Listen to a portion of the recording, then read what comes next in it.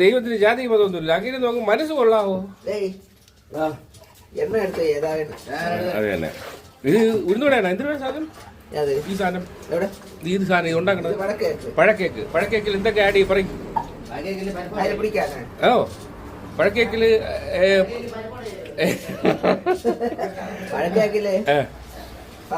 ശർക്കര, പിന്നെ 3.5 കിലോ മാവിന് 1.5 കിലോ ശർക്കര. അങ്ങനെ 1.5 കിലോ ശർക്കര, 3.5 കിലോ മാവിന്. എന്ത് അരിമാവ? എന്ത് മാവ്? ഗോതമ്പ ആട്ടമാവ്. ആട്ടയില് 3.5 കിലോ മാവിന് 2 കിലോ ആട്ട, 1.5 കിലോ മൈദ. 1.5 കിലോ മൈദ. അപ്പൊ 3. കപ്പലണ്ടി എത്ര? 200 ഗ്രാം കപ്പലണ്ടി. പിന്നെ ആവശ്യത്തിനുള്ള സോഡ. ചെറിയ സ്പൂണ് 4 സ്പൂണ് സോഡാപ്പൊടി.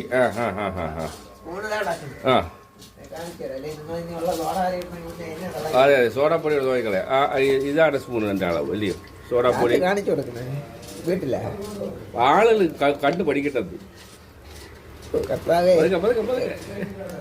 ഇത് ആ സ്പൂണിന് അതെ അതെ ടീസ്പൂൺ ടേബിൾ അല്ല ടീസ്പൂൺ സോഡാപ്പൊടി. ഒരു പാളയംകുടം പഴം 250 ഗ്രാം. ഒരു പാളയംകുടം പഴം 250 ഗ്രാം പാളയംകുടം പഴം. ഇത് ശർക്കര ഒഴിച്ച് പഴമിട്ട് സോഡാപ്പൊടി എല്ലാം ചേർത്ത് നമ്മള് കുഴക്കണം. അല്ല കൈ കൊണ്ട് ഇതിനകത്ത് കലക്കണം. കലക്കി പഴത്തിന് ഉടച്ച് ശർക്കരയായിട്ടെല്ലാം മിക്സ് ചെയ്ത് കലക്കി വെച്ചിട്ട് അടുത്ത മാവിടണം. എന്നിട്ടാണ് മാവിട്ടിട്ട് അതിന് ആവശ്യത്തിനുള്ള കട്ടി ഈ കട്ടി അനുസരിച്ചുള്ള വെള്ളം ചേർത്ത് എടുക്കുക. എന്ന് ഉരുട്ടി സംഗതി എണ്ണയിലിട്ടുക, മൊരിച്ചെടുക്കുക.